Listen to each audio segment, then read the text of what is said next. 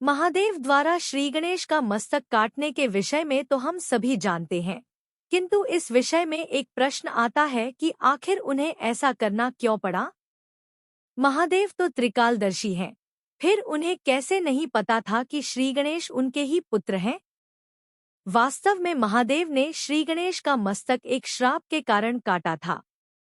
इससे पहले कि हम वीडियो में आगे बढ़े, यदि अभी तक आपने हमारे चैनल धर्म संज्ञान को सब्सक्राइब नहीं किया है तो कृपया सब्सक्राइब कर लें, ताकि आने वाली वीडियो का नोटिफिकेशन सबसे पहले आपको मिलता रहे। इसके साथ ही आप लोग हमारे दूसरे चैनल रसोई विथ बेबी को भी सब्सक्राइब कर लें, जिसमें आपको स्वादिष्ट पकवानों की रेसिपी मिलेगी। ब्रह्मवैवर्त पुराण के अनुसार राक्षसराज सुकेश के पुत्र माली और सुमाली ने महादेव से वरदान प्राप्त किया कि किसी भी विपत्ति में एक बार उन्हें उनकी सहायता के लिए आना होगा। महादेव ने उन्हें ये वरदान दे दिया। उस वरदान से उन्मत्त होकर माली और सुमाली ने स्वर्ग पर आक्रमण कर दिया। उन्हें रोकने के लिए स्वयं भगवान सूर्य नारायण युद्धक्षेत्र में आए और उनके बीच घोर युद्ध हुआ। माली और सुमाली वीर अवश्य थे, किंतु सूर्यदेव के तेज का सामना नहीं कर पाए। सूर्यदेव ने घोर युद्ध कर उन्हें परास्त किया और फिर वो दोनों भाई सूर्यदेव के तेज से जलने लगे। अपना अंत निश्चित जानकर उन दोनों ने महादेव का स्मरण किया।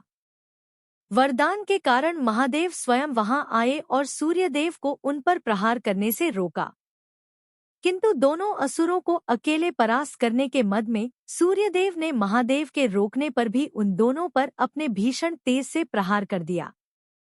इससे माली और सुमाली के शरीर पर कोढ़ फूट आया और वे दोनों अचेत हो गिर पड़े। अपनी ऐसी अवहेलना देखकर भगवान रुद्र को बड़ा क्रोध आया। उन्होंने क्रोध में आकर अपने त्रिशूल से सूर्यदेव पर प्रहार किया, जिससे उनका सर उनके धड़ से अलग हो गया। सूर्यदेव मृत होकर भूमि पर गिर पड़े, जिससे समस्त संसार में अंधकार छा गया। उधर जब परमपिता ब्रह्मा के पौत्र और महर्षि मरीचि के पुत्र महर्षि कश्यप ऋषि ने ये देखा कि महादेव के प्रहार से आदित्यों में से एक उनके पुत्र सूर्यदेव की मृत्यु हो गई है, तो वे अत्यंत क्रोधित हो गए। उसी क्रोध में प्रजापति कश्यप ने महादेव को श्राप दे दिया कि जिस प्रकार आपने आज मेरे पुत्र का मस्तक काटा है, एक दिन आपको स्वयं अपने हाथ से अपने पुत्र का मस्तक काटना होगा। अपने मृत पुत्र की पीड़ा को जैसे मैं आज भोग रहा हूँ, आपको भी भविष्य में वही पीड़ा भोगनी होगी। महादेव को ऐसा श्राप देने के बाद महर्षि कश्यप का क्रोध कुछ कम हुआ और उन्हें अपने उस श्राप पर बड़ी ग्लानि हुई। तब ब्रह्मा जी ने महादेव से कहा कि सूर्यदेव के न रहने पर पृथ्वी पर जीवन का नाश हो जाएगा। उनके इस प्रकार कहने पर और महर्षि कश्यप के दुख को देखकर महादेव ने सूर्यदेव को पुनः जीवित कर दिया। तब महर्षि कश्यप ने महादेव से क्षमा मांगते हुए उनसे अपने श्राप का निवारण करने को कहा, किंतु महादेव ने कहा कि आप प्रजापति हैं, इसीलिए आपका वचन झूठा नहीं हो सकता। भविष्य में जो होना है वो होकर ही रहेगा। इस पर महर्षि कश्यप ने कहा कि हे महादेव, मेरे सम्मान के लिए अपने पुत्र का जीवन ले लेना केवल आपके लिए ही संभव है, किंतु जिस प्रकार आपने मेरे पुत्र को जीवन दान दिया है, उसी प्रकार आप अपने पुत्र को भी जीवन दान देंगे। इस पर महादेव ने उन्हें अपनी स्वीकृति दे दी। इसके बाद महादेव ने माली और सुमाली को भी चेतना प्रदान की। उन दोनों ने अपने शरीर पर उत्पन्न कोढ़ से मुक्ति दिलाने की प्रार्थना की। तब ब्रह्मा जी ने कहा कि जिसके प्रहार से ये कोढ़ उत्पन्न हुआ है, वही तुम्हें इससे मुक्ति दिलवाएंगे।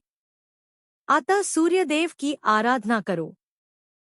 तब दोनों भाइयों ने सूर्यदेव की तपस्या की और अंततः उस कोढ़ से मुक्ति पाई। आज भी ऐसी मान्यता है कि सूर्य की किरणों में कोढ़ को नष्ट करने की शक्ति होती है।